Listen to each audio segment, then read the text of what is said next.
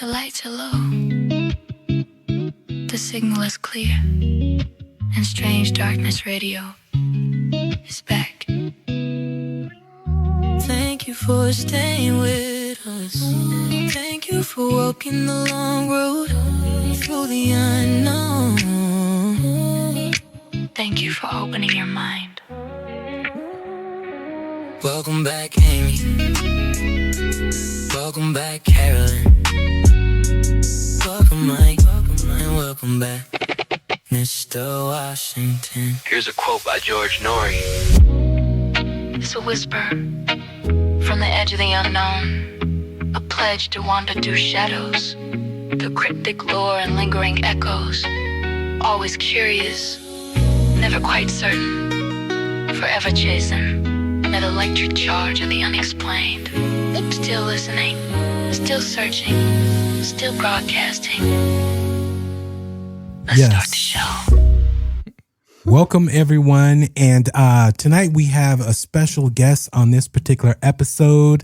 I want to welcome back once again Kyler Jackson to the bonus show.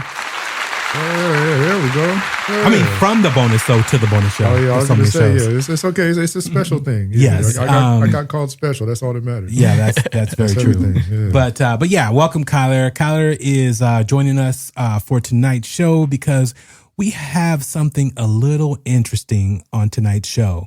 We are doing OBEs. But before we get into that, we're going to catch up with our hosts and see what they have been up to. Ladies and gentlemen, whoever wants to go first, dealer's choice. What have you guys been up to? Not much, just going about the same usual routines, still making plans for travel, hopefully at the end of this year. Nice. Okay, how about you, Amy? Since I have to prod you guys to... Nothing much, actually, just getting back into the groove of things. So, Awesome. Just back to the grind now. Carolyn, what about yourself? I actually have some exciting news. Oh. There's a local paranormal group in Rapid City where I live. Yes. And I was asked to present. Oh, cool. So I'm excited for that. What are you going to be presenting? I don't know. Oh, okay. I'm sort of leaning towards children with past life experience. Oh, you're going to be presenting something at this particular location?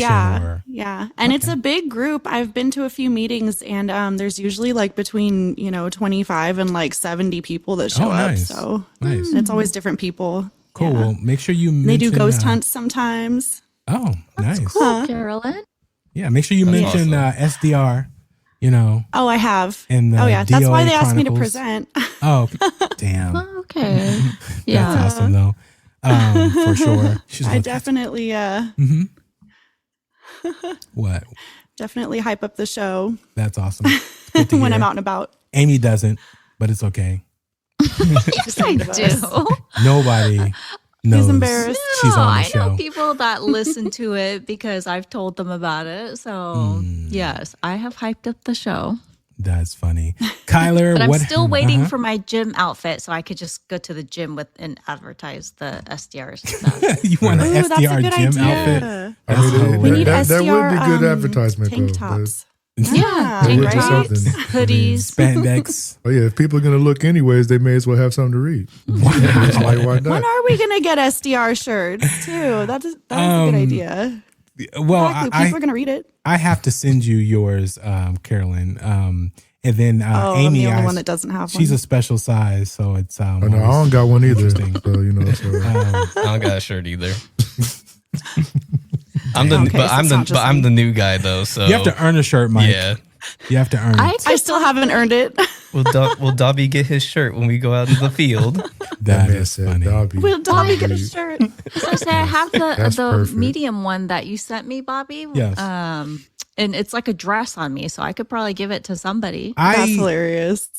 So listeners out there, if you want a worn Free shirt shirt. by Amy Tydeman with all of her smells on it, perfumes She won't and all that wash good it. stuff, please hit us up at strangedarknessradio@gmail.com. We will send that out to the first listener who emails us. So Comment Amy or yes. Amy's shirt. Yes, say special giveaway. say attention Amy shirt, and it's a special giveaway. So You we want will me to see. wash it? I can. If not, I won't even touch it.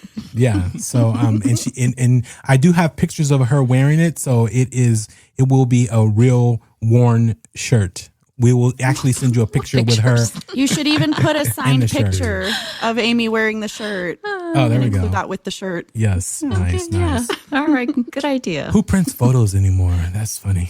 But yeah. Right? Anyways, yeah. So that's the hell of a start to the show. But Kyler, how are you, sir? Will you be sending off any shirts with your scent on it? With my signature or anything? Yeah, Yes. I'm not. I mean, I don't know if anybody really needs too many shirts I have. They might be a little bigger than okay. Amy's shirts are. So I guess anybody out there who has a bigger build, sure. If they need a free shirt, Yes. Well, hey, Nice of you, just giving people your shirts. Oh yeah, well, Both of you. I try. Yeah, I do what I can. Yeah, I'm not giving. You gotta We're very give to the giving community. people. Yeah, man. I'm already giving That's blood, true. sweat, and tears. Gotta do what you can. Yes. See, I support gave the show, enough Bobby. blood, sweat, and No, you tears. I don't do, need that. Amy. That's real wild for the night. So I really got to give it to you on that. But we'll see if you take me up on the other offer we were talking about the other night. So, you play the board game. Are you gonna elaborate? The board. I'm trying to get her to play the board Okay. game with Mike. Okay. Oh, she already said she down. okay. She said she in. Yeah. There's a No. She said she's going to be there. She did not say that she would be willing to partake. No, she just said it. Partake. She just said she'll do it. Like right Well, before I we, didn't yeah, say before we that. record it. Okay. She said Tyler she said in. he was going to do that. I feel like I'll be the only one using the board. Everybody else will be hover handing the board. No, Amy got Wait, this, man. dude. That's So what she far, said. it's just you and Marley. So let's get that straight. You will be, as far as, but again, I'm trying to convince Amy. So Oh, no, she already there. Wait. She told me she's doing it, or her name isn't Amy. That's what she said. Well, but why not convince She said that off Tyler, the air. though? there you go, Kyler. Tyler should be said what? convinced. Because they need more ladies there. If with you the want to board. get moved That's what up, it is. Kyler, That's if you why. want to get moved to the main show, you gonna have to, work for it a little bit. Oh yeah, well, Yeah. that's why I'm sitting here right now. That is the You're a requirement. team player, Kyler. Yes. Well, you mean requirements of talking to spirits? Oh, I've already done that. I'm okay. I don't got to worry All about right, that. you're in the club. No, but in the and band. people, if you think that what is the movie with Demi Moore, Amy, that somebody Indecent proposal. Yes. Indecent proposal. Yes, if you think that we should do an indecent proposal with Amy to do the board, as far as, whether it's money, whether it's a trip, whether it's something particular, to get her to actually partake with the board, send us again an email at strangedarknessradio@gmail.com. Who's funding that? I'll by the fund it. way? I'll fund it. I'll fund it. I'll fund it. Oh. So we'll see. We'll see if it happens. We'll see. We'll see. Yeah. But, I don't know about that one. Exactly. Oh, that's too funny. So yes, but tonight again we have something very special and extremely interesting that I do want to get into, and I'm moving around because there's a lot going on in the studio, trying to get everything working. But I want to get into OBEs, out of body experiences. We've talked about it on the bonus show just a little bit. We didn't get into too much about it because it wasn't a full subject on that episode. But what we have tonight is going to be extremely intriguing. And you guys who listen to the bonus show should know why Kyler's here. Because out of all of us, he's the only one, Kyler, that had an out-of-body experience, correct? Oh yeah. It was fun too, quote unquote. It was real interesting. I'll say that. Because that was an experience. Has it only happened once, or have you had it multiple times? I say to that level, it's only been the one time. To the level that it happened, but let's say like the steps and things like that led to it has happened a number of times. Well, don't get into it yet. Okay. That's Yeah, we'll that's wait. later in the show. But let's let Benson, because Benson's pissed, man. He's like, man, I'm not doing the show intros anymore. You haven't had any guests Like on. those so- humans are taking my job. Exactly. So let Benson go ahead and guide us into this astral projection. There is a moment when the body grows still, but awareness does not. the muscles relax, the breath deepens, and the physical world loosens its hold. In that quiet space, something unusual begins to happen. Sensations change, the body feels distant, and consciousness seems to hover just beyond the edges of flesh. This is astral projection. Not a dream, not imagination, but a state where the body rests and awareness remains alert. And this is where the questions begin. What is it that moves when the body does not? Is it the soul, momentarily unbound? Is it consciousness discovering it was never trapped at all? Are we tethered to our physical form? Or are we capable of movement even when the body lies perfectly still? Tonight, we explore that threshold, the sensations, the experiences, and the mystery of what separates and what always returns. Stay present, stay calm, and listen closely.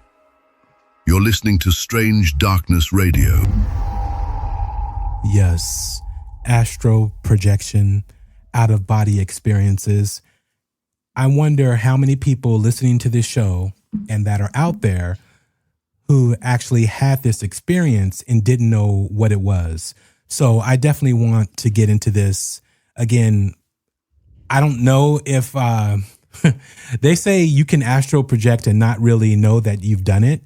But most of the people that have done it are very aware of it and they actually remember it. So I want to get into not the creator or founder of this because it's been going on forever, but one of the people who brought this to light and started the Monroe Institute, which is Robert Monroe himself. He had an out-of-body experience and didn't quite know what it was. He perceived it as he was going crazy. Is it some like crazy lucid dream or something so out there that, he had to go see a doctor about? So I found it very interesting. I'm going to play this tape, which is extremely old. He was on some talk show. I'm not sure of the talk show, but yeah, again, Carolyn. Okay. So what matters is not the clip itself. It is what it points to. Whether you see this as psychology, consciousness, or something more, the experience is constant. And that is where this conversation really begins. Yes. And again, this is for our edification, for a learning process, and for us to hear an experience that started this line of thinking. So let's get into it. What is an out-of-body experience? Well, an out-of-body experience is a state of being, a state of awareness, a state of action, separate and apart from the physical body. About 25% of the population throughout the world, I guess, I can has imagine this that's spontaneously more. take place. And yes, this that is they're aware of. Old school. It's probably coming through one speaker. No, what happens? Yeah. What happens? Well, what happens is that you as an individual suddenly find yourself, for one reason or another, apart from your physical body, and yet you can think, you can be, you can act, but your physical body is in some other location. It may be only 2 inches away or 2,000 miles away. A very important thing is that everyone does this. Act. The fact that you do not remember it because you're actually infer conscious that it does not happen. and dealing For example, with during what we call entities delta in sleep another at night, realm, which everyone goes through, depends on where you go. Quite probably, according to our researches, it's actually, you the can time actually when everyone pretty goes much almost into like you this said, out-of-body state. they all think You of don't being able remember to it, act but it does and take move. place. Now, is that like a dream? No, pretty much it's the not action we're is gonna still a dream. there. It is a there's. Well, I'm sure we're going to get no into it later, but how do you know the difference connotation between in real our astral approach to it. projection and just But it what is if you're just somewhat having a random dream? process of the recharging That is a mechanism great that you get question. during sleep. Which we will definitely get into When in a second. you first had yours, were you frightened? I was totally frightened. Panic-stricken is a better word for it. Yeah, it must be very jarring. I went through, as a result, all Sounds the like processes Kyler. of medical examinations, psychiatric examinations, trying to determine Oh, he thought he was crazy. why this was happening. Robert, describe for us your first body. Can you remember it? Oh, I can remember. You still look frightened. Yeah, he seems very unsure how much he wants to say about Very it. uneasy. I had been encountering a phenomenon that was like a vibration in the body, and I had gone to my doctor about it, and he had said, "Oh, that's just nerves," and so on, and I would have to wait till this faded out. Especially, And it's when do not you a guys think physical this is? vibration, incidentally. 60s? I was going to say, it And one looked like night it's I about was the lying in 70s. bed, 60s or 70s, kind of. Early 70s. waiting for this vibration Do you to know when it is? cool down or fade No, I away, wanna as it say were, it's, so that I could simply roll over and 1972 go or to sleep, somewhere around because there? I didn't feel I should go to sleep or couldn't, as So a yeah, result probably of this very taking little people place. know what this On experience that is. particular night, I was waiting. Wait, because it was is a it Friday okay to night, be and Saturday talking was over it like going this? to Like, be We have to Uncle talk listeners? over it actually cold for front fair day, use meaning a good day for purposes. gliding, so Oh, we do and have not to be oh, that's what stricken Carolyn for said? copy. nice No, time I not was going to Carolyn. have that Saturday. That's what the, No, I mean, that's what she read. Getting Yes. into these nice Well, sorry. Amy, you're breaking the and fourth wall. soaring around. Sorry, I didn't pay attention to what you read. And on that particular time, I But- was in the process of thinking this way. Did Kyler I feel suddenly vibration? felt yeah, that something we're gonna rubbing get into against it. We're my gonna get shoulder. to it. Not yet. We okay. can't. We And can't I give it knew away it was totally, this- but we will pivot from that only because at the end of the day, what he's describing, I recommend you guys definitely go watch it because what he's saying is he didn't know what was happening to him. He didn't know if it was a dream. Talking about Robert Monroe or Kyler? Yes, no, Robert Monroe. Okay. Kyler too, but Kyler has his own story. But no, that's why I asked Kyler to be on this show because it's very similar. So when I heard Robert talking about his experience or Mr. Monroe, I thought about Kyler because he explained it a little differently, but it was pretty much the same. He didn't know what was happening to him, and so yeah, but yeah, I would like to know how old Robert Monroe was when he had that experience. Did you ever come across I that? didn't hear him say how old he was when he had no, that he didn't. experience. That's interesting I too, don't know, because I wonder if he had it in his later life or if he had it like earlier and he's just talking about it now. Yeah, and how frequent it was. Did he have it, Right, and multiple times and he was able to control it? Because the whole thing Right. now, what people want you to do or at least try from all these different gurus and people teaching these techniques, they want you to be able to astral project at will or when you go to sleep or right before you're going. So let's go ahead and get into the Gaia video and excerpts of the Divine Science is for commentary and discussion. So we are going to show the clips. These clips are for reference material only, not for rebroadcasting. So just FYI, people out there, this is to understand, what the beliefs are and the possibilities. And do we believe them? For centuries, cultures worldwide have described the ability to leave the physical body and journey beyond, an experience known as astral projection, often reported during deep meditation, near-death experiences, and even on the cusp of sleep states. This phenomenon challenges our conventional understanding of reality. While similar to lucid dreaming, where one becomes aware within the dream, astral projection is considered a distinct phenomenon that may occur spontaneously or be entered intentionally, involving a journey beyond the confines of the physical body. Could these intersecting experiences deepen our understanding of the very nature of consciousness itself? Actually, I was hoping we would talk about DMT tonight because some people think it's like the chemical or the material version, I guess, of like a gateway for your soul to enter and exit your body. And so it induces out-of-body experiences in some people, or if you take enough of it. Exactly. And that's the thing. When you're taking these particular drugs, you don't know what it's doing. You don't know if you're in that state. You don't know if you're in a dream world. You don't know if you're leaving reality. That's the whole thing. But when you're just falling asleep right before you fall asleep, and this actually occurs and puts you in this state, that's what's jarring for a lot of people, because they're like, I didn't drink, I didn't do it. Like, what is going on?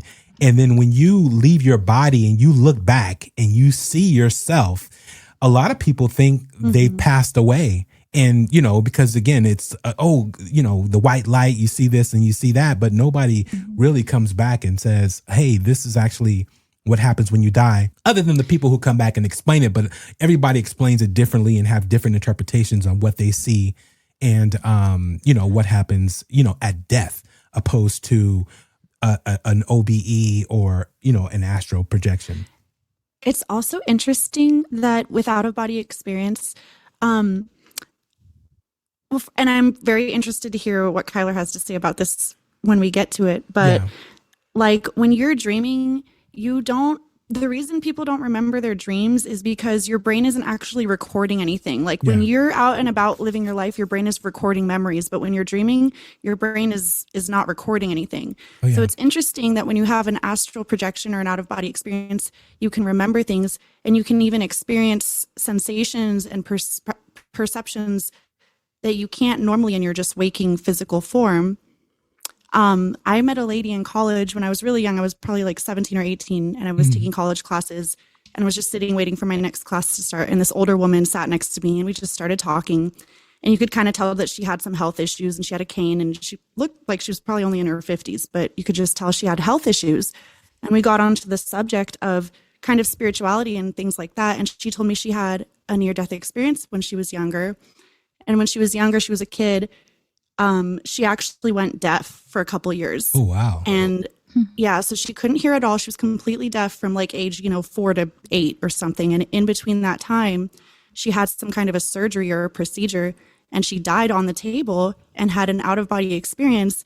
And she could see everything that was happening in the room. She could see the doctors and everything, but she could also hear everything that they were saying. Yeah. And I thought that was so incredible. Like, what a great story. Yeah. Because it just shows that it's real, No, that definitely happens a lot to people in various states, whether it be a car accident, whether it would be something very traumatic, and they end up going into this state. And you remember it. Yeah. People remember everything. Yep. But I just wonder, like, how much of that is actually true and how much of that is like they think that's your brain, what exactly, happened. the chemicals. They think that's the truth. Like, have there been experiments like, oh, okay, yeah, we recorded that this conversation happened, and then actually you heard that when you passed away. Like, have they done like, are there actual, reports of these things being verified? There are reports out there, and there are stories you can look up where they do have verification. Like I remember one where like an old man had a surgery and he had a near-death experience, and then when he woke up, the doctor had put his glasses in a drawer somewhere, and he told the nurse, "Hey, go get my glasses out of that drawer." So there's little things like that. Yeah, but that have been confirmations. Yeah, but I do think, like when you're in a coma, you can supposedly hear things that people are talking about. So that's why they're not supposed to say negative things around you when you're in a coma.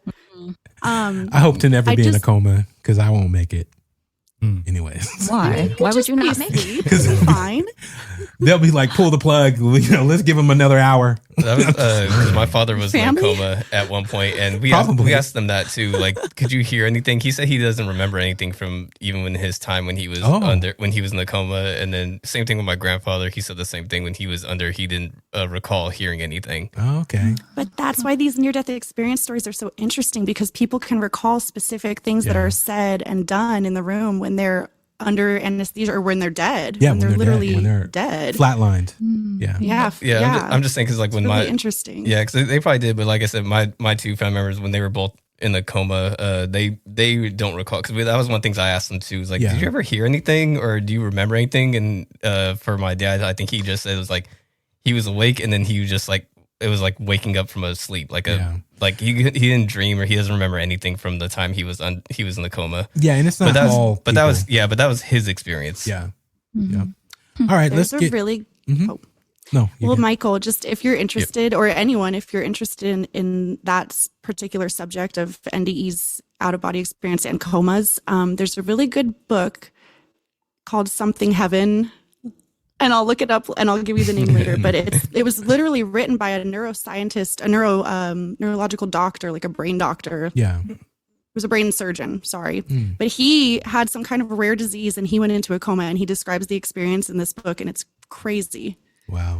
I won't give away the ending, but there's like a big twist ending, and it's just a crazy spiritual book. It's so cool. Well, people, the name. Check that out. Oh, people will have the name. As soon as they hear it, you can look it up. Something heaven. Yeah. Proof of heaven. It's called Proof of Heaven. There you go. Oh, Proof of Heaven. Proof of Heaven. All right, here we go.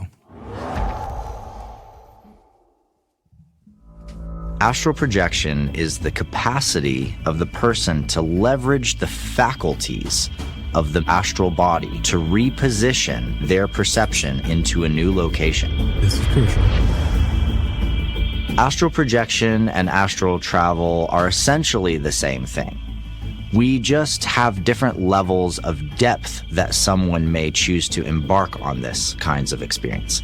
So, for example, at the lightest level, astral projection and astral travel is simply a projection of thought. It's me imagining myself in the other side of this room right now and beginning to have that experience. At the deepest level, it's putting my body all the way into a complete restful 0-point state and moving my entire consciousness out of my body and across a room to have a different experience. That's interesting. I would say that astral travel is floating around, which you're sitting on a pure level of consciousness. Yeah, it's like a and you floating allow your sensation. consciousness to float wherever it wants. And it enjoys floating here and there. But astral projection is when you would say, I want my attention to go to see what's happening with my friend, to see what's happening in this situation. And even project yourself to the past or project yourself to the future. Because time and space are no more a limiting you can go factor. anywhere in the universe, So right? from the level of consciousness, And if you time. go to Mastered the enough? level of pure consciousness, which is beyond Future, time and past. space, then I you can didn't know project that. yourself to experience what will happen in the future, what is happening now, what has happened before. And that is the simple reality of consciousness being projected to different places or different circumstances. But yes, so you can time travel. Exactly. Yeah. You can time That's travel. crazy. You can, I never thought of that. Well, I wonder if someone used a form of that to like try to solve like a crime that has happened. Like when you hear mediums and everyone or people that say that they are able to solve a crime because they've seen it. I wonder if they're using a form of astral projection to go back That's to try true. to go back and see Right. to get details of that. Yeah, that Because- is like a form of astral projection. Yeah, because they all See, say that they can see it and then they bring the information back with them. So I wonder if they Right. or if that's what they're doing too. Because that would be interesting if you're able to do that. Yes, for sure. That would help out. That would help solve so much. Yeah.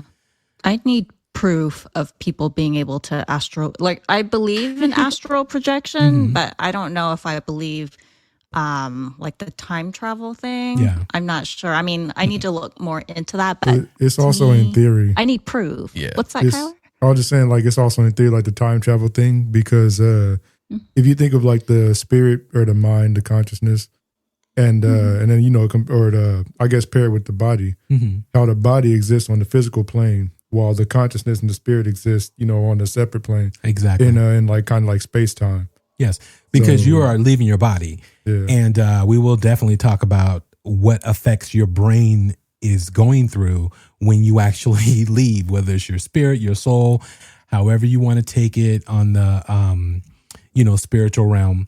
But you're actually not there. You're checked out for however long. It can seem like 10 seconds to the person that's with you in your physical form. And to you, it's been like, hours, in time. What's that theory, or it's like a science thing where all points in time and space are happening now and they're all the same, or all points in time are happening at the same time, or something like that. And it's like when you are in your physical body, you experience time differently than our consciousness.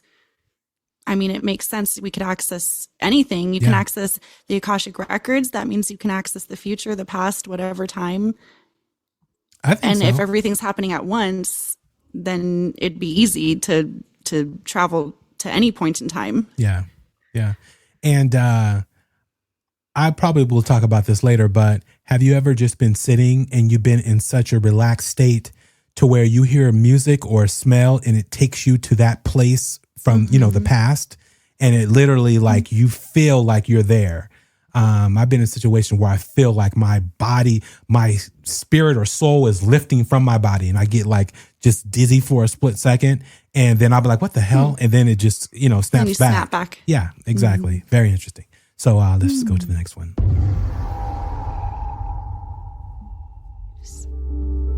You can't talk about astral projection without understanding your soul. You have a body, and inside your body is your soul.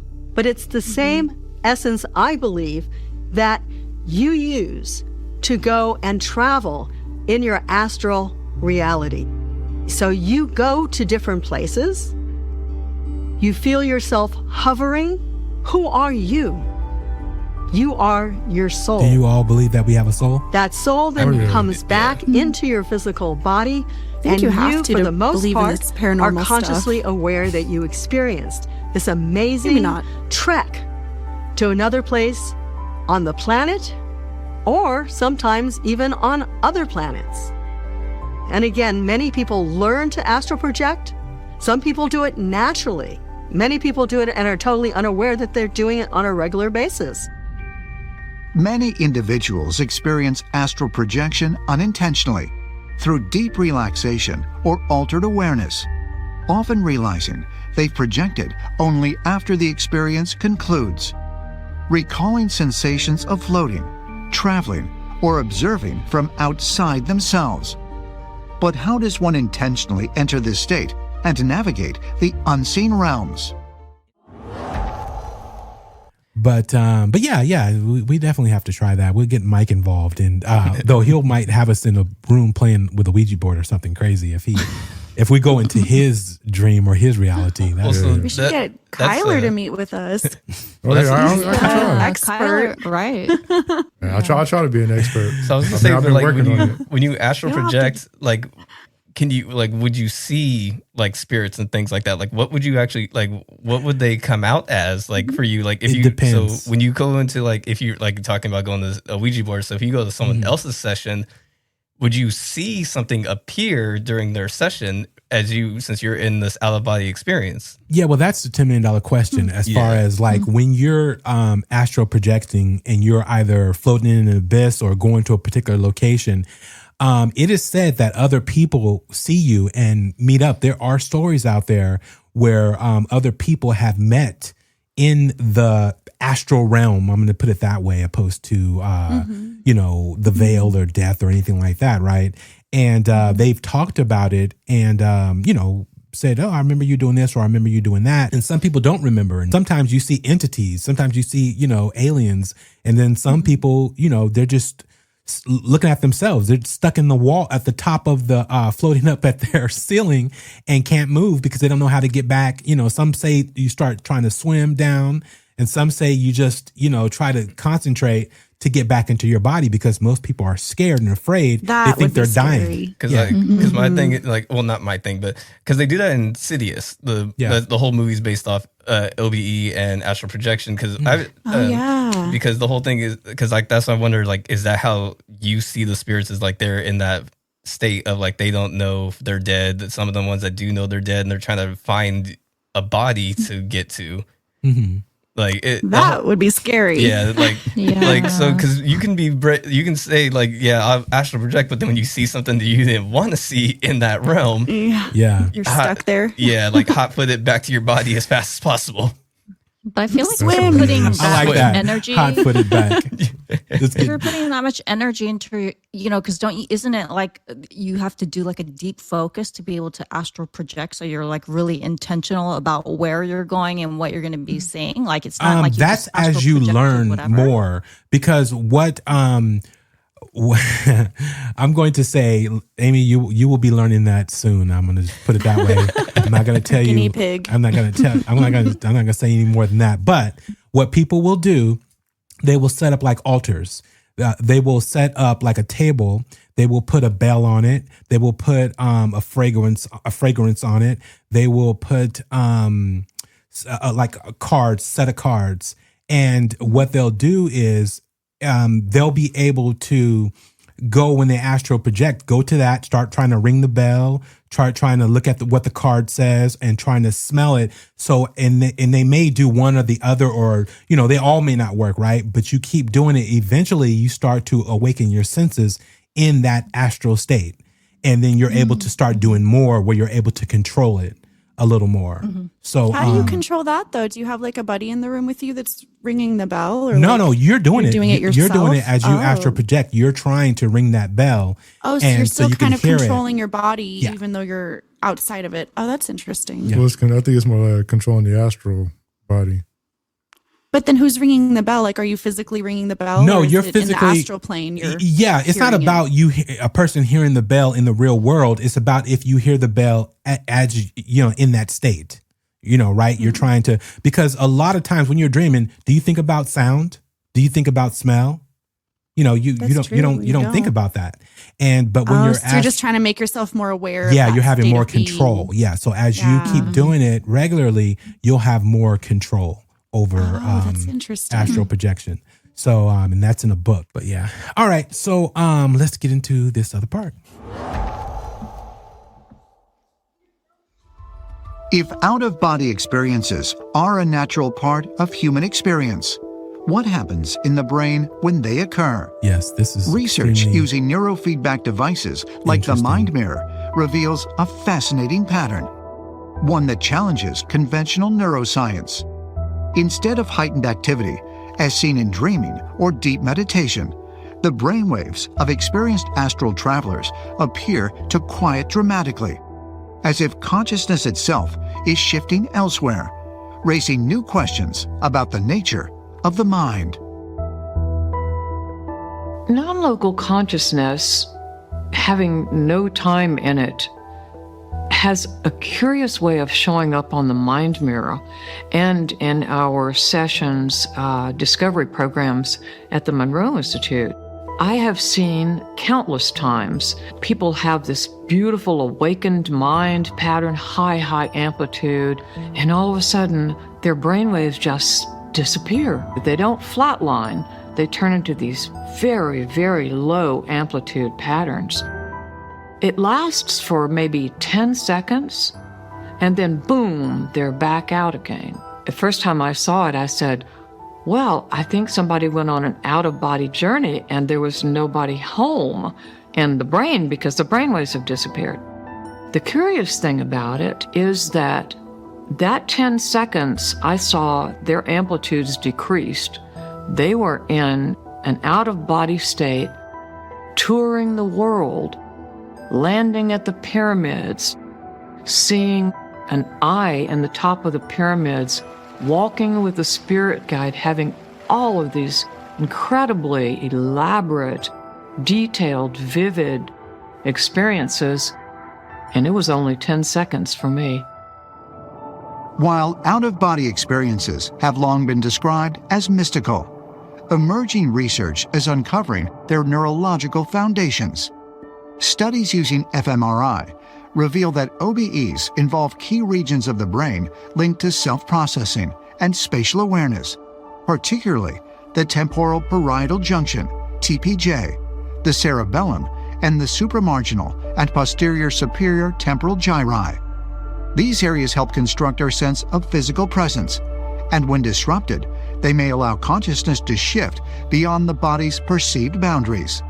Yet for many who experience OBEs, the impact goes far beyond neuroscience. See, like that one, I would like to see them experiment with people who first try it and see what how because they said the person they said they did it to, or when they showed it they did 10 seconds. They said that's just one person over thousands, because Monroe Institute's been in business for decades. So that's not one particular study. Oh, I see. That is over a lot of different people in a lot of different scenarios. Gotcha. Mm-hmm. And then the thing with the as far as the spirituality and science, I'm pretty sure as far as them studying it, being interested, I don't know. Like I wouldn't say that, or I wouldn't know if they actually would take like spirituality and combine it with the science that they study, as opposed to that they acknowledge that the consciousness is there, and then the consciousness could how it's like shutting down, and that's what they find interesting in how the brain is like the consciousness is vanishing, and then coming back 10 seconds later. That's kind of what I mean. It's like we're just now starting to understand that consciousness is, because we've never known what consciousness is. That's like a famous saying, right? It's like scientists have never been able to find the part of your brain where consciousness is. Exactly. You know? Yeah. And so we're just now starting to look into it and understand it and do these studies of these types of things, and people are becoming more open-minded to it, I guess. Yeah. Well, more curious. Some actually separate the spirit and the consciousness into two different things. So they'll actually say those are the I was going to ask everybody that. Do you think your soul and your consciousness are the same thing? And that's where things get kind of, iffy for me, because partly I do think they're the same, but at the same time, I think that they can separate. Kind of just like how your mind and your consciousness and your body can separate. Yeah. Sorry. Did I get loud No, again? sorry. No. There was something else happened. Oh. Studio. What else happened? Nothing happened. There's a ghost in their studio. Yes. Yes. Or a cat. I saw a cat. But cat. I do think that at certain points, the consciousness will separate from the spirit. But they kind of go hand in hand until the separation point. I'm kind of on the same. What do you think they are then? What are their different roles? Well, it depends if you believe in reincarnation and different stuff like that. Because the same consciousness you have wouldn't travel with the spirit, beyond you. Well, I particularly think it's the same. I think it's your consciousness is your soul, but each time you go into a new vessel, that's a new experience for that particular vessel as you go through, being a child and learning the steps and stages. And also that if you talk about reincarnation, that is blocked off. I truly believe that's what deja vu is. It's that you've done something so many different times, whether or not you did it in this body, because who knows how that works, whether or not we're repeating ourselves or we're coming back as new individuals. I think a lot of the conscience that's there at whatever brief time gives you access, or you can potentially get access, but then it closes really quick. And for the psychic people with psychic abilities, they're more apt to be able to tap into that and have a little bit more time with those abilities to tap into other people or themselves. On a different frequency, or they can access a different frequency. Exactly, because you hear a lot of psychics will tell you about past lives, and they will go deep dive into how many lives they lived, who they were. Again, I don't know if that's true or not, but I think the soul is in another realm, but it accesses the body as you're awake. That's your soul accesses the body, because there are people, think about it. If you, the people with heart transplants, kidney transplants, liver transplants, people who've lost one side of their brain, whether it's their frontal lobe or the back, area, or, and they still function. They're still, who knows where the soul is or where it is, right? In your body, is it in one particular cell or, all that? No, I think it's just an attachment that's with you, until you move on to the next body that stays with you. But when you sleep or when things happen like astral projection, it's able to lift off and, do those particular things and be like, hey, what's different about this? Because a lot of people describe the start of astral projection, they think it's death. They think they're dying, because they're like, oh, why is my because they're not body used to being conscious while they're outside of their body. Exactly. Right. Exactly. I'm more with Bobby. I think that, and I've actually heard this before too, that your personality or your consciousness, you do keep that same. It changes obviously depending on physical factors and genetics and things like that. But I do believe in reincarnation, and I do believe that your consciousness does travel with you into the next life and the next life and the next. and you're evolving, right? That's like the point. Your That's the soul whole or your point, consciousness is supposed to be evolving and growing. And so it's not going to stay exactly the same, but it's going to change, but it still is that same consciousness, I guess. Although I guess, I don't know, maybe not. If things are energy is so fluid and it changes. And so I guess it's kind of hard to pin that down. Yeah. Well, that's scary if there is reincarnation and people are supposed to be evolving. When you look at some people, yeah, you're like, well, they're new. They're the new people. Yeah, that's true. Maybe they're, yeah. And I guess I should say, as far as like when I mentioned like consciousness or like the same consciousness, that also is kind of like your identity is what I kind of would also mean with with that, like the consciousness, like of course there's like the consciousness that still exists, but the identity is gone. Like the identity that you currently have now, like this type of consciousness or like this level of consciousness, who you are. You mean once you pass on, or like once you pass on? I think it's and just so if cut you off. believe in. I think it's designed that way because here's the thing: if we all knew we were reincarnated and we were going to come back, do you know how many people will be doing self-harm to be like, I don't like this world. I don't like this time. Let me start over. I think, and it's like cheating on a test, because if we're here to learn lessons and we're here to experience new things, if we had all our past life memories in every lifetime, we wouldn't really be experiencing them for the first time, and we wouldn't really. It's kind of like cheating. Yeah. You're supposed to evolve and grow and experience different things in this life. What a good commercial. Commercial hasn't played yet. Oh, my bad. I got to get Amy to wake up. So we are live. No, she's good, but I've never seen a tired Amy. So you haven't? No. Every time we record. I've never. No, she's not did 3-4 yawns in a session. That's I actually don't the know first. why I'm so tired. All right, but on that tired note, we're going to take a break. Give Amy some rest. This is brought to you by Strange Darkness Radio and OBSBot. If you create videos, stream, or podcast, OBSBot is a game changer. Their smart AI tracking keeps you perfectly centered, the video quality is crystal clear, and it all works hands-free so you can focus on your content while the camera does the work. Ready to upgrade? Use our code Strange Darkness Radio for big savings, and follow the link in the description to check out the full lineup. OBSBot makes creating easier, faster, and so much better.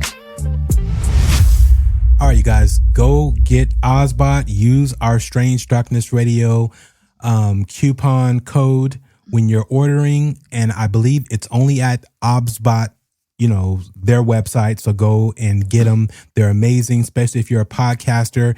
You want good quality without having a DSLR and all that good stuff. It'll follow you around the room. It'll, as you move and do your thing. My studio's fixed, so I don't need that right now. But I will be getting their high-end cameras in here very soon. So definitely go check them out and see if you can use them. You can use them for Zoom calls. You can use them for anything in the paranormal realm. They can actually be taken out on site, battery operated. But yeah, so check them out. Okay, Kyler. Yeah. Let's get into your OBE.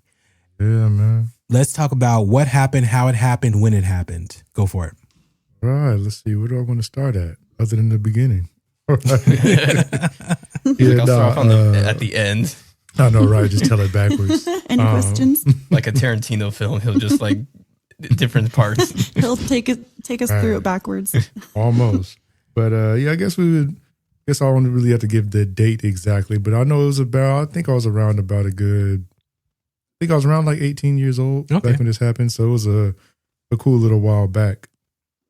And one day, I mean, it was before I didn't have to work or anything. So it was like one of my off days, no class, no anything. So I'm just kind of hanging out at the house.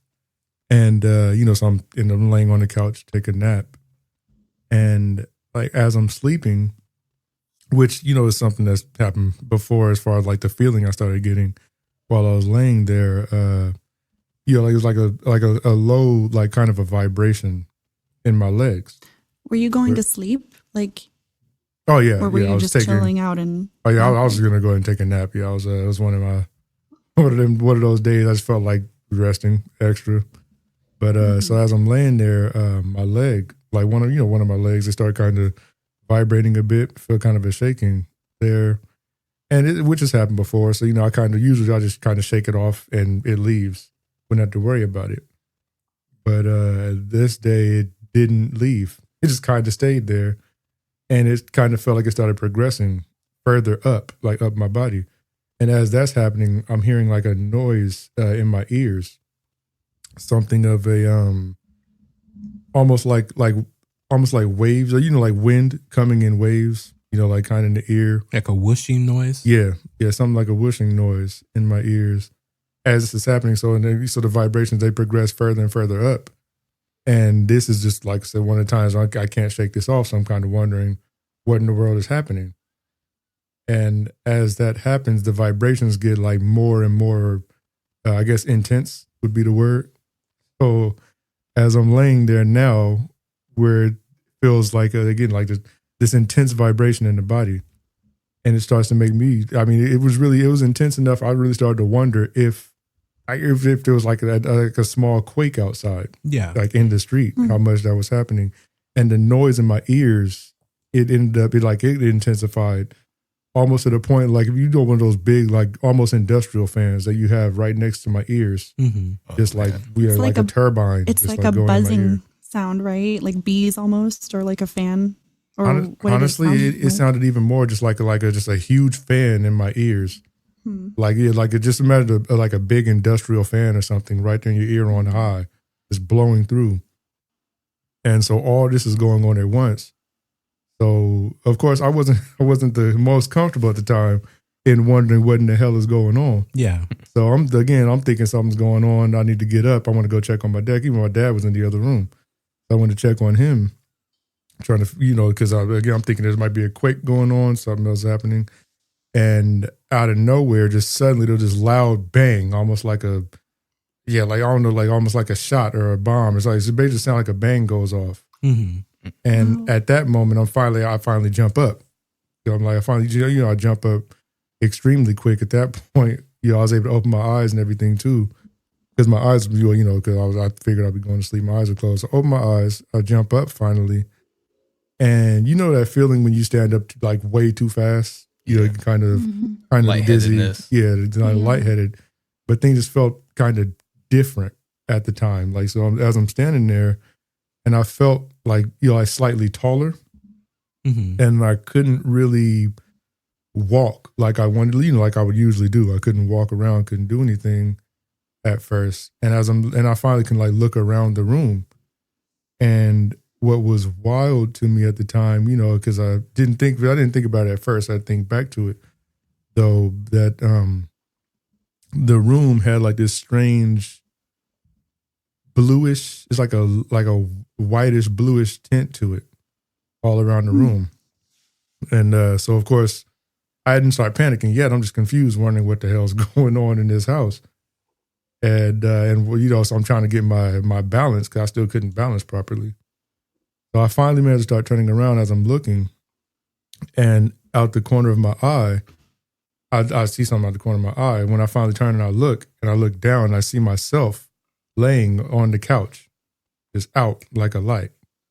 And so now I'm really wondering what the hell's going on, because why the hell am I laying right here? And again, hearing this loud noise, all the vibrations have stopped. And so I'm like, now I really want to go check on my father. So I turn around to go, I can try to turn and go toward the room. Spread across, it's like I'm moving my hands so you can see it. Across the hall, across the walkway. And as I look that direction now, I see this figure that's like standing against one of the walls in the house. And it didn't really have much of a form to it. It was somewhat formless. I wouldn't exactly say, kind of shadowish, because I wouldn't say it was exactly smoky, but it didn't really have a figure to it. Yeah. But it's just kind of standing there. Scary. Oh yeah. It wasn't a very fun time at that moment. No. So of course, first thought comes to my mind at that point now is, well, like I can't fight like this. Like if I'm gonna fight this thing, I have like no balance. Combat. What is happening? Oh yeah, well, because again, like I'm thinking, so I don't know if something broke in, whatever's going on. So I'm like, I can't fight like this. I can barely even walk properly. So my next thought was, okay, I gotta get up. Like I gotta get me up. And as soon as I thought that, suddenly, like I'm like jumping, like it's like I was like pulled back in. I'll jump up off the couch. I go around the corner and there's nothing there. And so I go into my dad's room finally, and I'm kind of like asking him, and I was like, did you like feel any did you feel anything outside you? I didn't want to sound like I was psychotic. Trying to tell my dad this. I was like, did that you feel? Is wild. So he looks Were at you me, outside your body too? Man, right? He looks at me. He's like, "What do you mean?" I'm like, "You wasn't like a small quake or anything." He's like, "I didn't feel anything." And I was like, "You didn't hear like there wasn't like a loud noise or anything?" He's like, "Nah, I didn't." He's like, "There was nothing going on." So I'm just sitting there like, "Oh, shit." So I'm like, "Okay." So as I walk out, and I'm thinking about it. So I call my cousin up, and as I'm talking to him, I tell him everything about the dream. And he's just kind of like, he's like, yeah, no, he's like, that's wild. Like, he's like, I was like, yeah, I don't know what it was, but I'm like, okay, you know, whatever. I kind of just figured I kind of just wrote it off at the time. Like, okay, cool.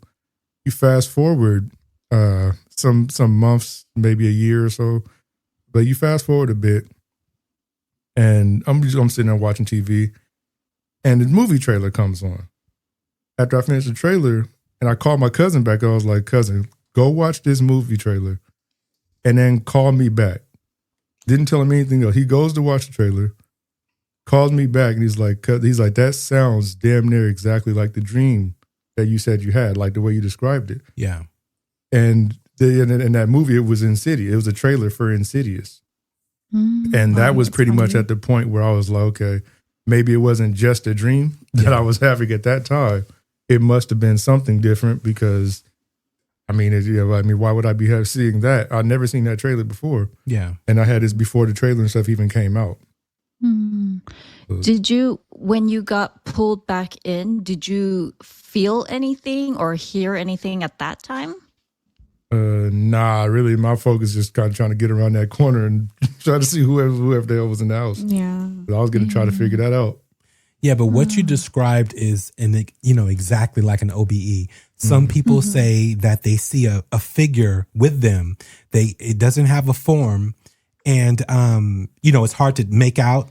Some actually do have a form, but a lot of the times it doesn't have a form. But they feel there's a presence that's with them, and then so when you went back in, obviously it's not going to be there because you're in a whole other plane. As that figure, who knows if it was still there or what it was doing.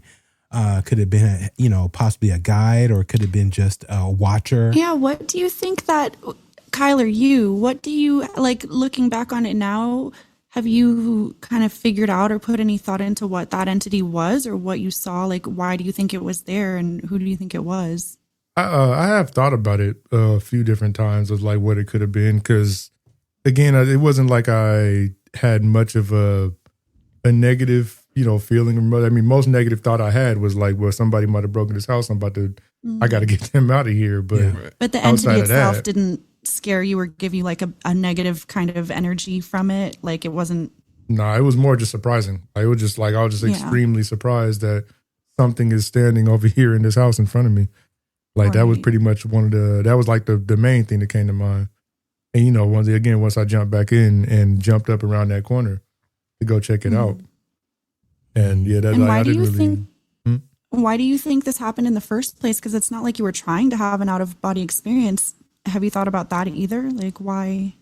What were you doing that made it happen? I would say because there are various things I've heard following that happening, and I kind of look into it.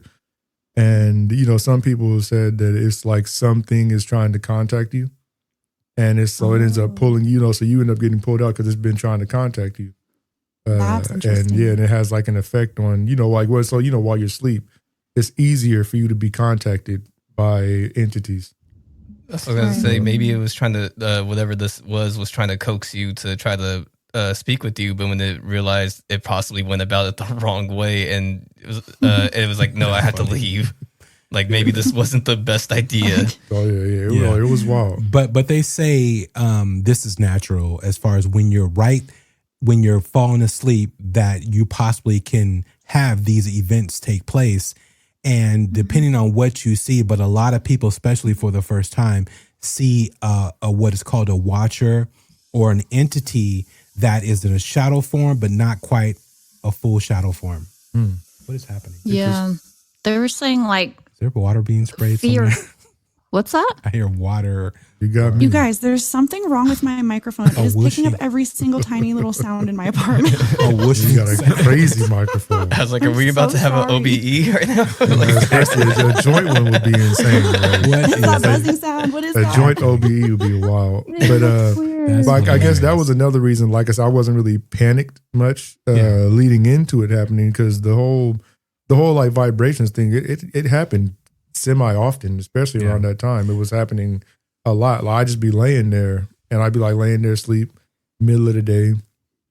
And, you know, I'd probably feel like a vibration in the legs or in the arm, but I just kind of would write it off as nothing. 'Cause I could just wave it off and be done with it. So I know someone will ask, like, whether it's the fans or something, but you're sure you weren't like shaking your leg, like you weren't like moving your leg at all. It was like, it felt like there was an actual like outside vibration around your leg.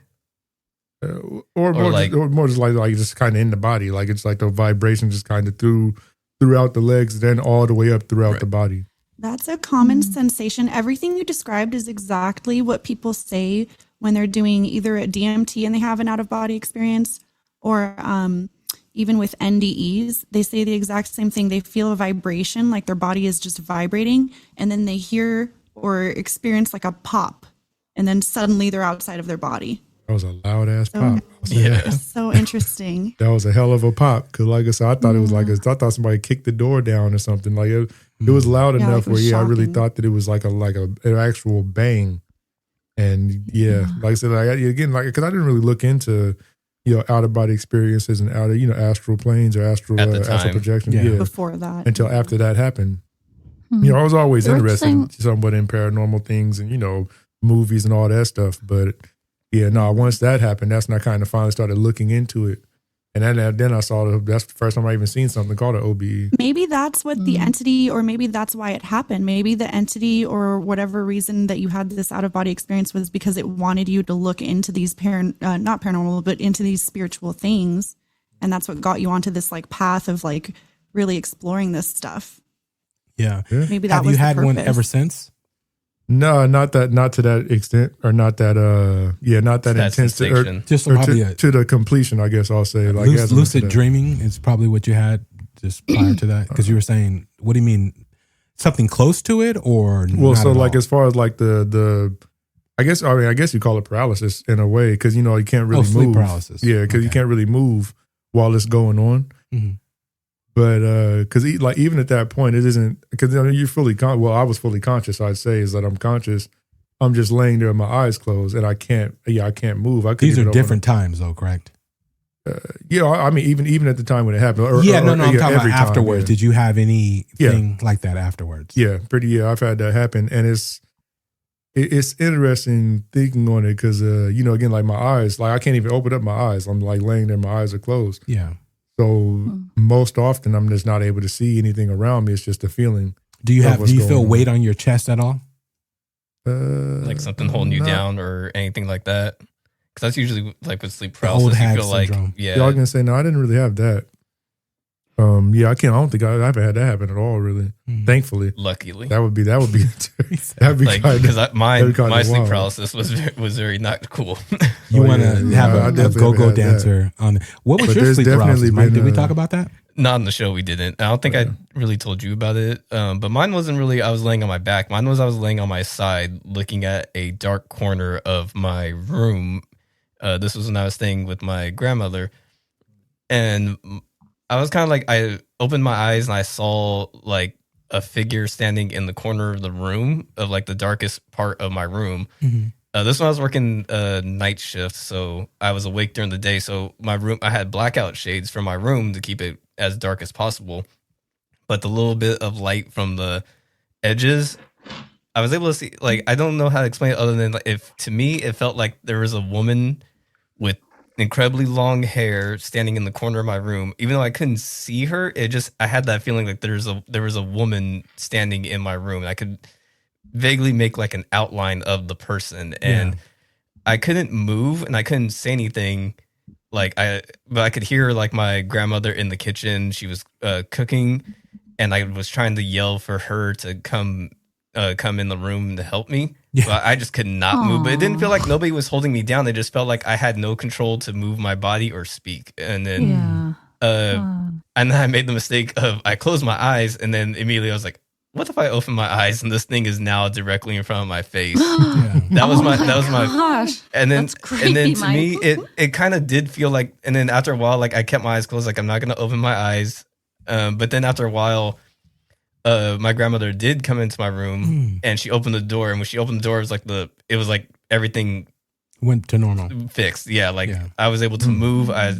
It wasn't like I caught like heavy breathing, caught my breath. It was like I sat up and I just kind of like centered myself, and then she was just like, she had no idea what happened. She still to this day does not know what happened. You didn't say anything to her. I didn't tell her about it, and I haven't had another sleep paralysis since that time. But it does. But I've never had the sleeping. Yeah, I've never had the sleeping the sleeping syndrome where you feel someone sitting on your chest or holding you down. It just felt like I couldn't move my body. Like I had no access to it. Yeah, that's what it just felt like to me. Interesting. That's creepy. All right, let's go ahead and get into open line, and we're gonna do this rapid fire. I don't want Amy falling asleep through this process. That's my bedtime. And listeners. So yeah, I think you guys will get a kick out of these. But here we go. I didn't know who else to call. Is my family okay? I feel like someone's listening.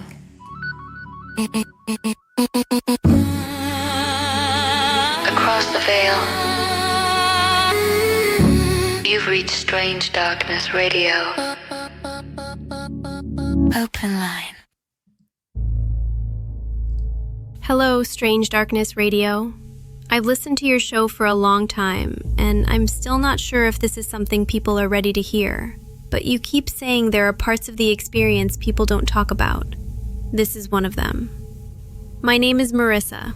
I'm 29. I live in Los Angeles. This happened after sex with my partner. Nothing unusual about that part. We were close, relaxed, still breathing together afterward. That quiet space where your body feels loose and heavy at the same time. That's when it started. I felt a warmth spread through me again. Not physical this time. Deeper, slower, like the echo of pleasure continuing after my body had already finished. At first, I honestly thought I was slipping into a lucid dream. Then I felt myself lift. Not dramatically, no jolt. Just a gentle separation, like rolling out of warm water. I was suddenly aware that my body was still there, still breathing, still curled next to my partner, and I was not in it.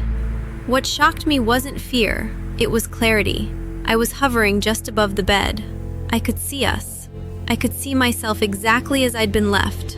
Relaxed, mouth slightly open, hand resting on his chest. That's the moment I knew this wasn't a dream. I've never dreamed in third person like that. The room darkened, but not in a scary way. More like the lights dimming before a performance. And then I felt attention. Something noticed me. I didn't see a face. I didn't hear words. But there was a presence, close, intentional, aware of me in a way that felt deeply personal, intimate without being invasive. The sensation that followed was overwhelming. It felt like pleasure, but not the kind your body creates. There was no touch the way we understand touch. It was as if my awareness itself was being engaged, like something knew exactly how to resonate with me. I remember thinking, this feels familiar, and that terrified me. The intensity built, not in waves, but in layers, each one deeper than the last. It felt emotional, physical, and something else I don't have language for. I wasn't losing control, I was being met. At one point, I became aware of a faint connection pulling me backward. Not forceful, more like a reminder. When I returned to my body, it was sudden. I gasped and sat up. My partner stirred but didn't wake. My heart was racing, but my body felt satisfied, drained and full at the same time. I didn't sleep for the rest of the night. What scares me isn't what happened, it's that part of me misses it. And another part of me knows I didn't imagine it, because dreams don't leave you with that kind of aftertaste. I've never told anyone this in detail. People joke about sex dreams or fantasies, but this wasn't that. This felt like something that exists whether we talk about it or not. If you read this on air, please don't sensationalize it. I'm not claiming anything definitive. I'm just saying there are experiences that happen after the body finishes, and nobody prepares you for that. Thank you for creating space for the parts of consciousness that don't fit neatly into categories. I'm Marissa from Los Angeles. That's interesting. Kyler, you didn't have that sensation, did you? As far as the being feeling familiar, or you said it wasn't scary, didn't make you think one way or the other. It was like, it wasn't anything like that. It really was just kind of like in my own, my own thought processes. So do you think it would have been different if you weren't in a panic state to where, you were concerned about your, what was it, your dad or your grandfather? My dad. Your dad, that there was something going on in the room, opposed to you couldn't live in that moment, I would say. And, so it was more of you were in fight or flight mode. And one, you wanted to get back into your body, not, sitting there just at awe, like what is happening, opposed to, okay, what is happening? Why is it happening? But I need to get back into my body because I'm about to kick this dude's ass. Yeah. So pretty much, yeah. So it was, I say it was pretty much along that line. Yeah.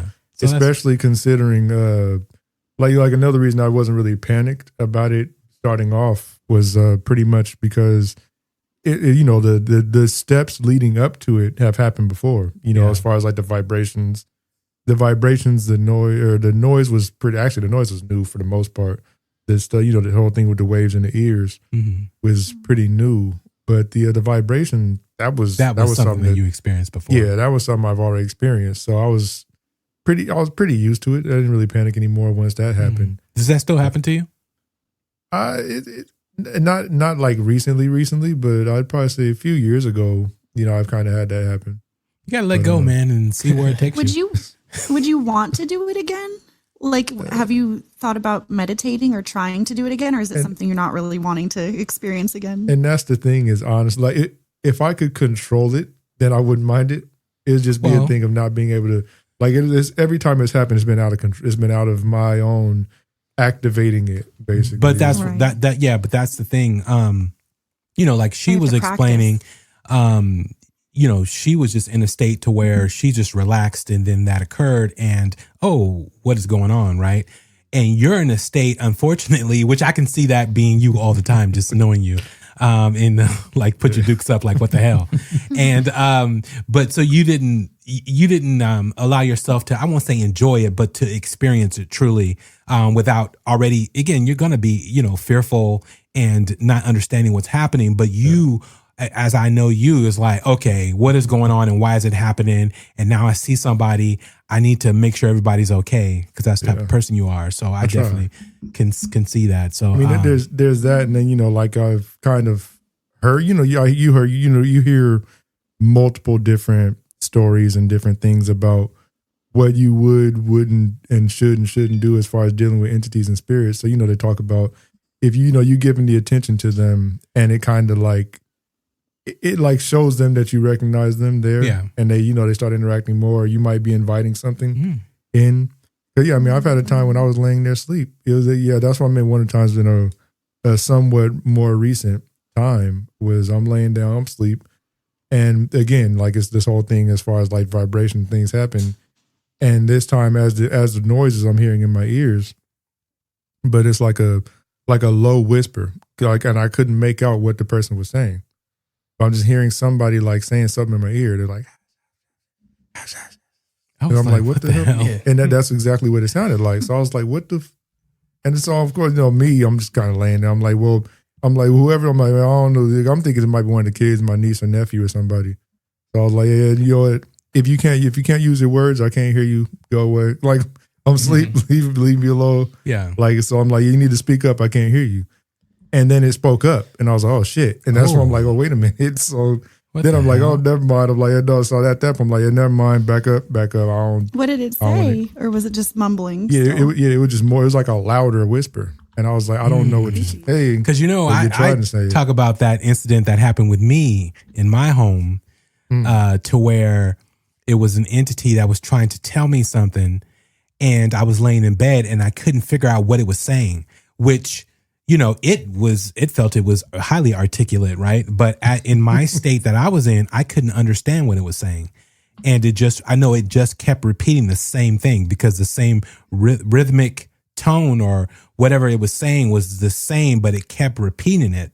Like I should know this or I should understand it, or it was trying to make me aware of something. So I think about that often. Oh yeah, often. That's damn near. That's kind of it's kind of what it was. That whisper. Yeah, I couldn't make it out, but it was like obviously it was something was trying to say something to me. I wonder what you would have seen like that first time that it happened, or where you saw the shadow person or the shadow figure. I wonder, like, had that not happened, because I think that's what jolted you out of actually getting really into that experience. Like, I wonder how far it would have taken you had that not have happened. Yeah. Like, I'm kind of curious, like, might have said, what take my hand. what else you would have seen. Let me show you. Man, Yeah. I take my hand. I had to keep my hand in my pocket. No, I mean, that's the thing about astral projection. You can go any place. Oh yeah, but and then like I said, like if I was in a position to have a better control over it, and then I wouldn't mind. Or if you were aware of what was happening, opposed to just shocked. Yeah, because again, like that was the first time it ever progressed that far. The closest this ever happened was again a few years back when, it was a similar situation where I'm laying down at nighttime going to sleep, and something starts happening. At that point, I was able to I was able to kind of somewhat open my eyes finally, but I couldn't get up. Like I actually felt like I could move every other limb. I just couldn't, for some reason, I couldn't like pick my head up. Yeah. And I've heard people say so like that bang, like the loud noise, that bang you hear is actually you finally separating, like you've separated and you've been able to get away or get up. And I guess that was kind of what was going on at that point. I didn't hear that bang. Everything else I was hearing. Yeah. But I just couldn't get up from that point. Then I ended up waking up and it didn't really matter anymore. Oh, wow. All right, let's go on to the next. Hello, Strange Darkness Radio. My name is Michael. I'm writing from Ontario. I've had multiple out-of-body experiences over the years, and what stands out to me is that they don't feel random. They feel structured. The first time, I noticed intense vibrations and a sense of alignment, like everything clicked into place.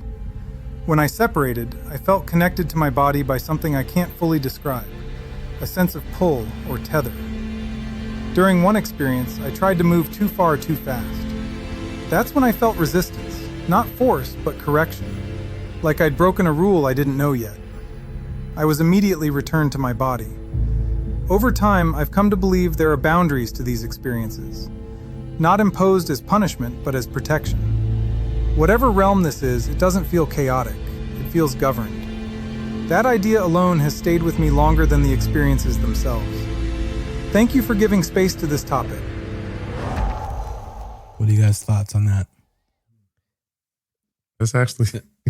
Go ahead. Yeah, the vibration part. Immediately, I was like, everyone seems to say that the same thing. Like it's the vibration that seems to start it off. Yeah, that separates the astral projection from the OBE, or is it a combination of both? Depending on making yourself aware or actually leaving the area and being jettisoned. But a lot of these people, again, these are first time experiencers. And so they're not really aware of what's happening. So it's more of chaos and understanding to what is actually being, happening at the time that it's occurring. So I do find that, interesting with these particular stories. But you were going to say something, Kyler? Oh yeah, I was just going to say, like, so in that moment, it's like what happened to me. Maybe I didn't go far enough, as far as a distance to feel anything of a tether. Yeah. I think, like I said, at that moment, it was just kind of me trying to understand what's going on and what I'm seeing around that room. Did you try to shake yourself? Oh, no, I didn't even try to. Wake up. Oh, yeah, no, like that's what I mean. Like, even at that moment, like, I couldn't even feel a full control. Yeah. Like I said, it was almost like learning use how to of walk. your body to where. I couldn't feel like the full control and use of my body to where I could even, I felt like I was walking again, dang near, is what it kind of felt like. Like you were learning to walk again. Yeah. Like, learning to walk again. It's like, Because again, like I even felt like taller, like almost a foot or so taller, trying to understand what was going on with that.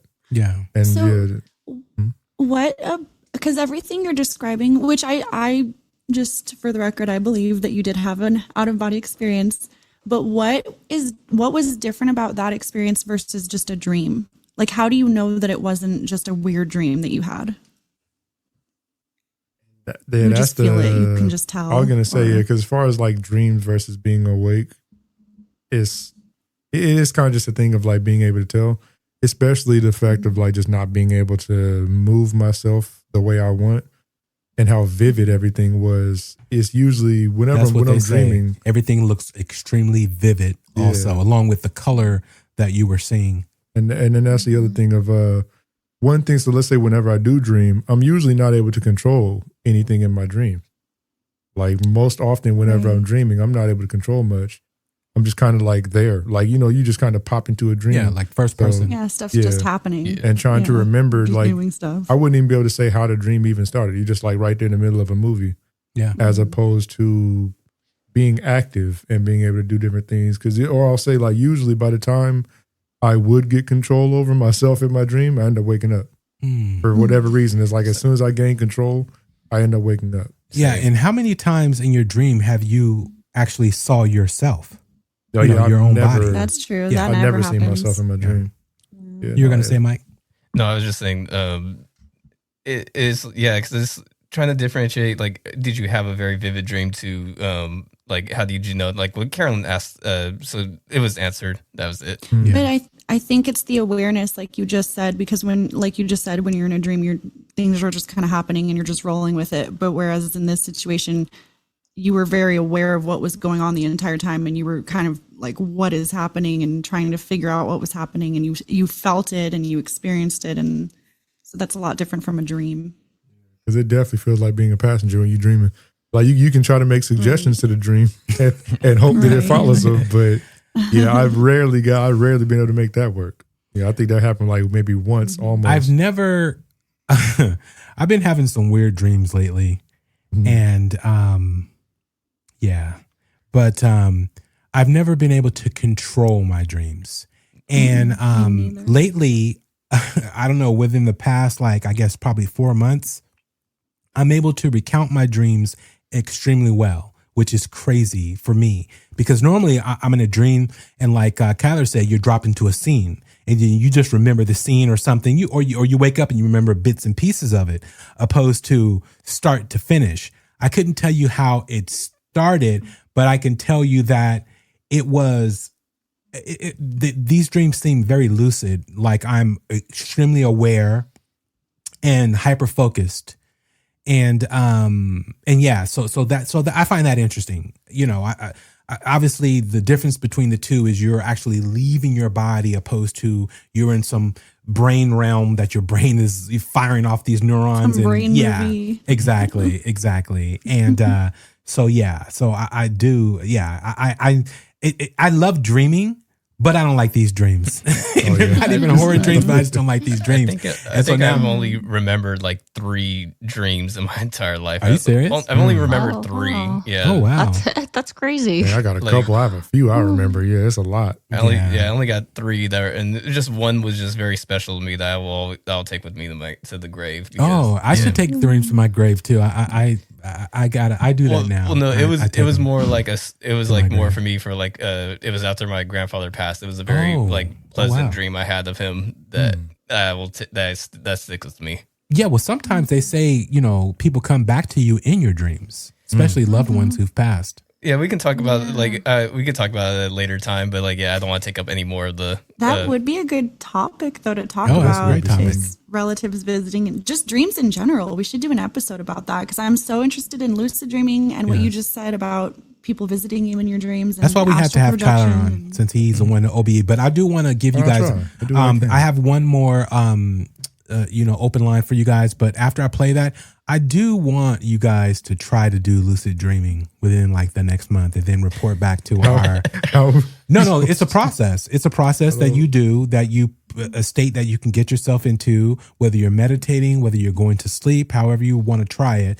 There are various things that you can do. And I truly want to see because again, it's not about, and I love having Kyler on, it's not about other people's reports. It's about you actually having that sensation and going through that, and to know that experience is possibly real and see what what effect it has on you. Because they do say these OBEs will change you. They will change your perception on death.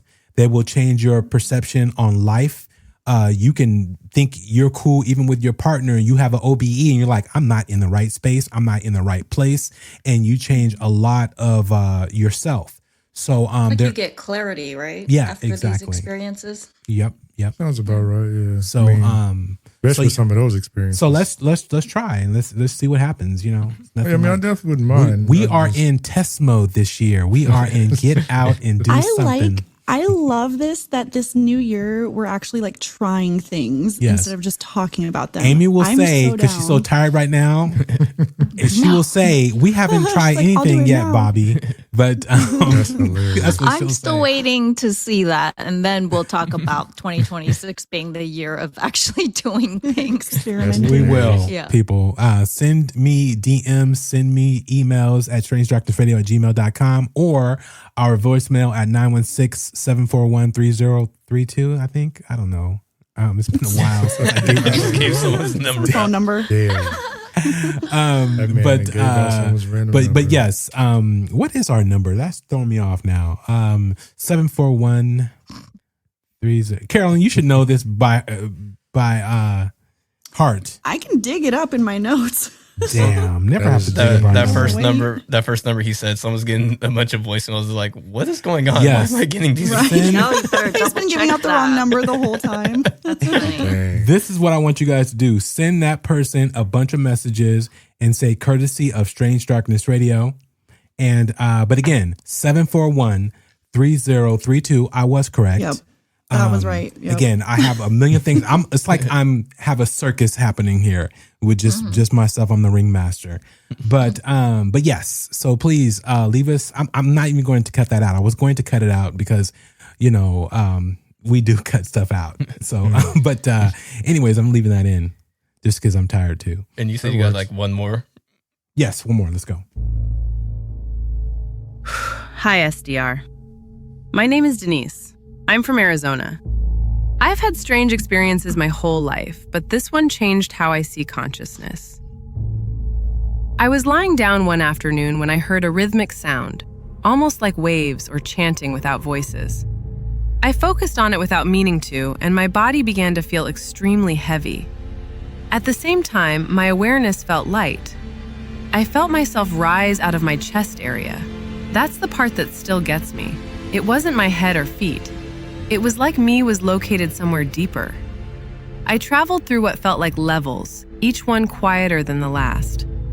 The farther I went, the more peaceful it became. I understood things there, about myself, about fear, about time. But when I came back, most of it slipped away like a dream.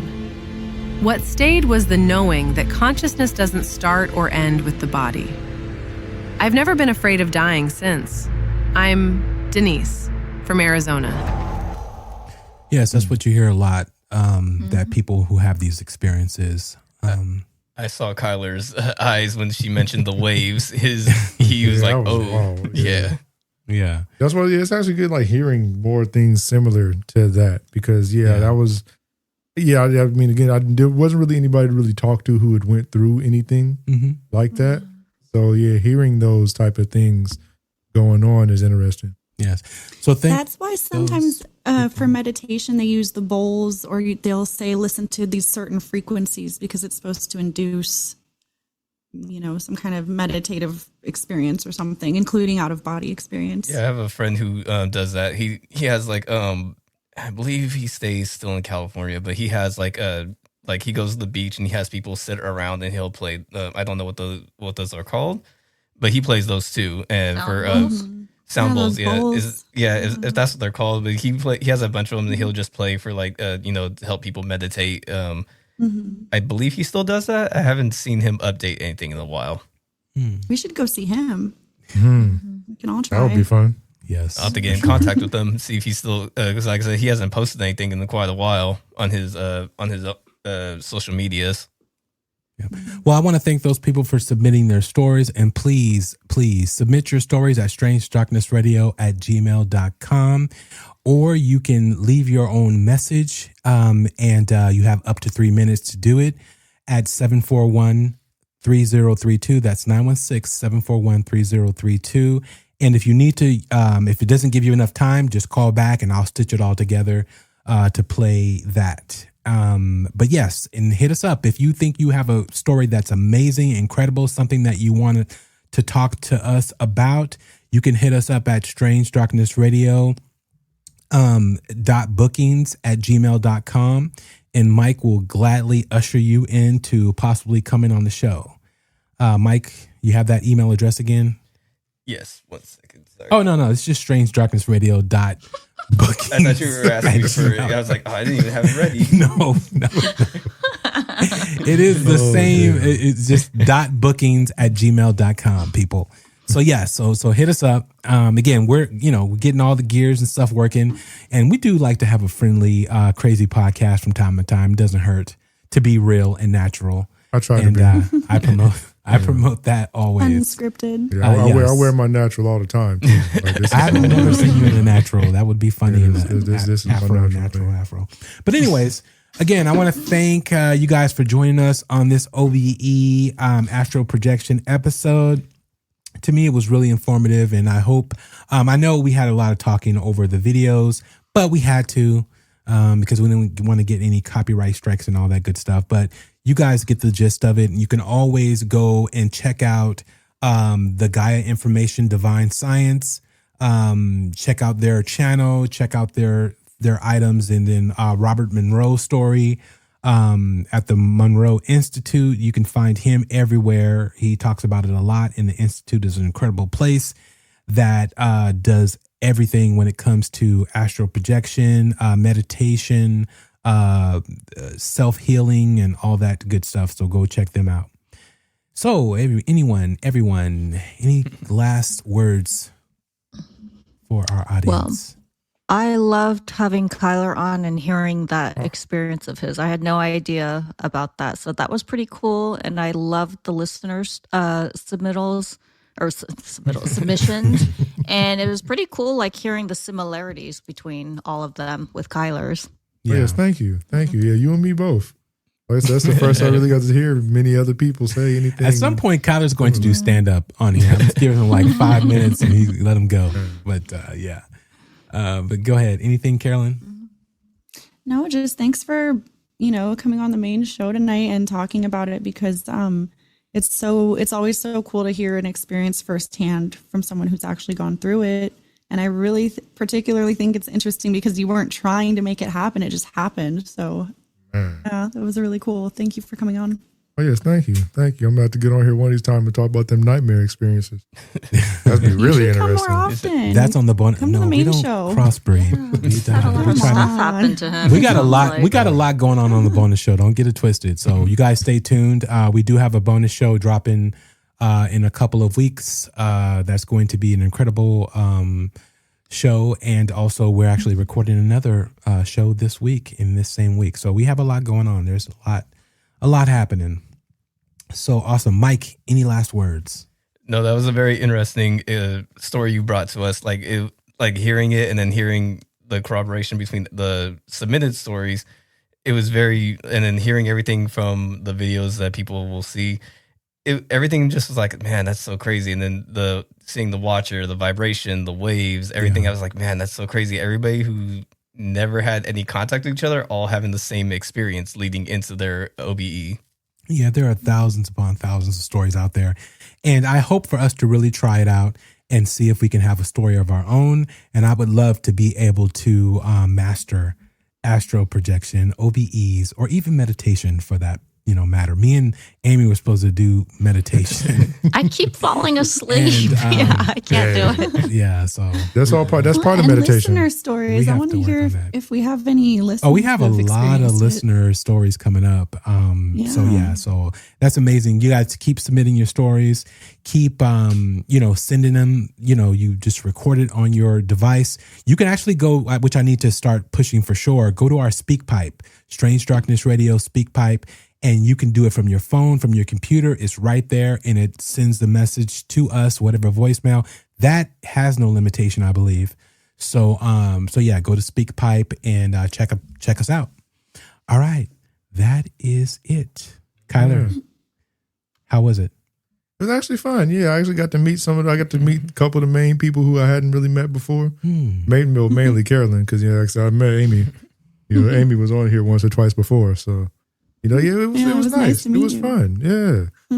Ooh, got to see everybody for once. Nice. Yeah. It's almost something like a new world. That's good. Like turning over new leaves and whatnot. That's too funny. Well, because my first episode was with you and Bobby when we did mine. This is very true. Yeah, man.